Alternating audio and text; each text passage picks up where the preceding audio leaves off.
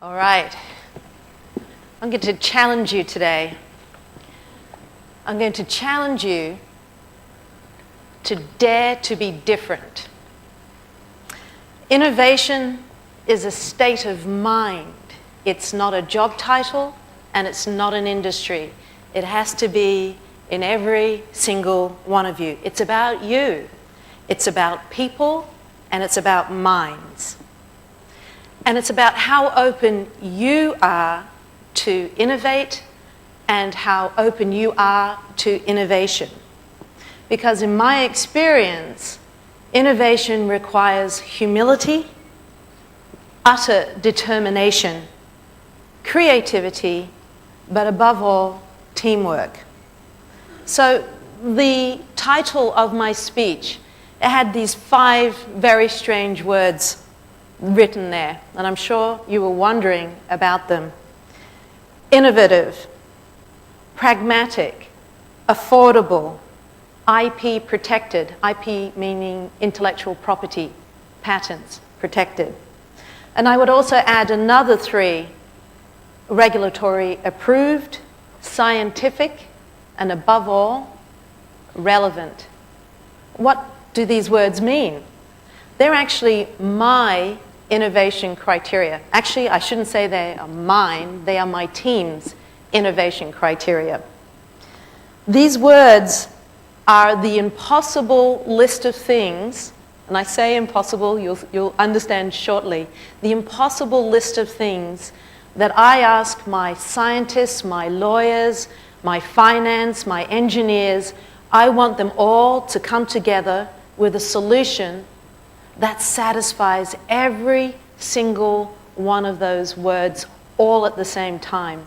It's impossible, but it can be done.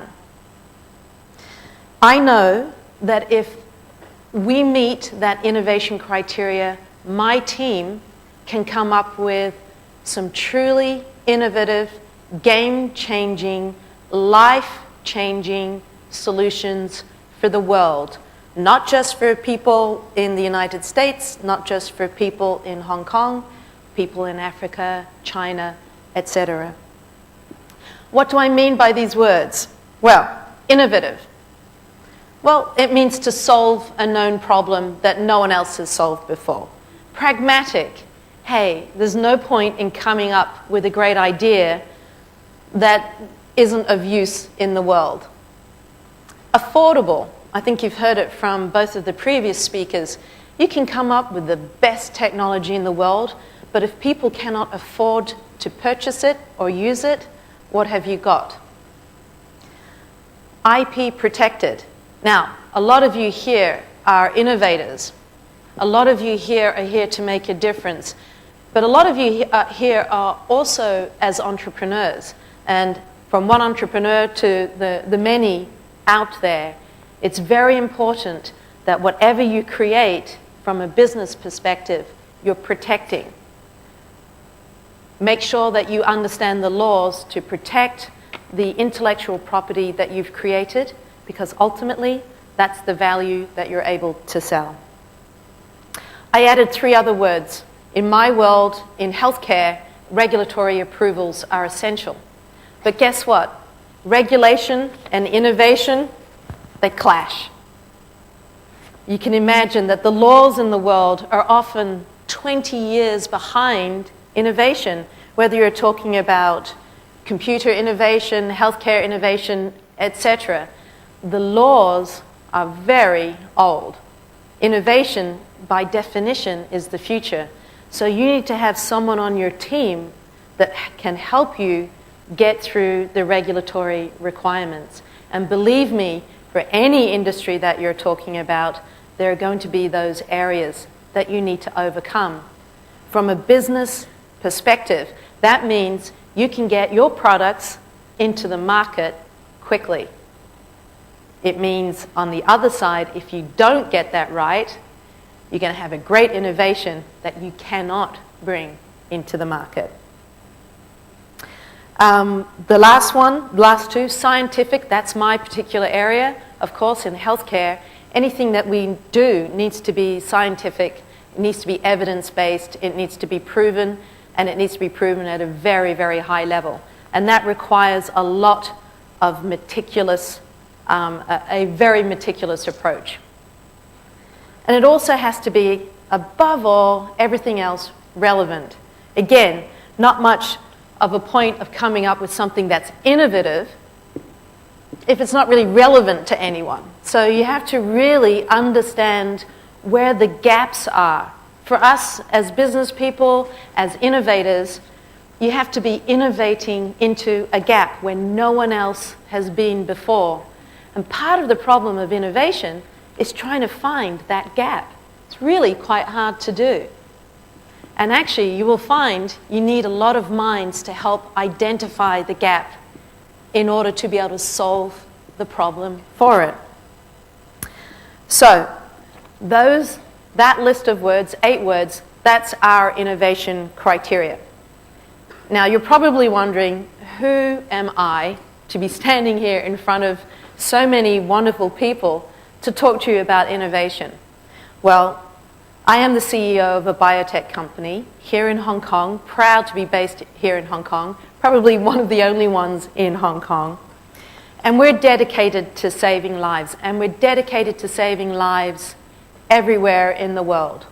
So again, not just about saving lives for the rich, but also the poor. We're very focused on prevention. Again, it's an area that not many people in healthcare are looking at, is why don't we just prevent people from getting sick in the first place? Wouldn't that be a smarter and cheaper and safer way than to let them get sick and then try and cure them with expensive drugs and at great cost to society and to that person? One of our game-changing technologies is an antimicrobial face mask. This solved the problems of normal face masks. I can see a couple in the audience already. The problem with normal face masks is that whilst they are very important to try and protect us from infectious diseases, at the same time, you're actually creating germs. You're putting germs into them. You're breathing into them. People are touching them, etc. So normal face masks can actually be quite dangerous. They can actually transfer diseases. The other problem is that they're difficult to breathe through. So how were we going to be able to solve for filtering out tiny viruses, highly infectious viruses, and also kill them at the same time, and do it safely, economically? Well, it's a long story, but we did do it. We achieved it. We've, as a result, changed the entire industry for face masks, a true game-changing technology. But most importantly, we received FDA approval for our technology.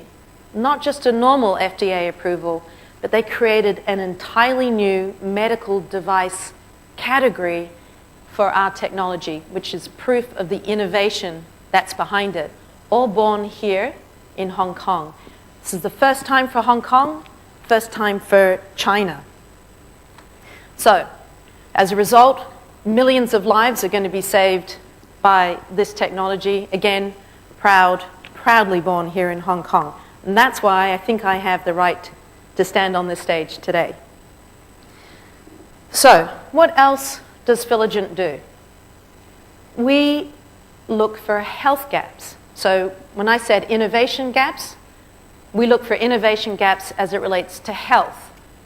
And we look for places where people fear to go.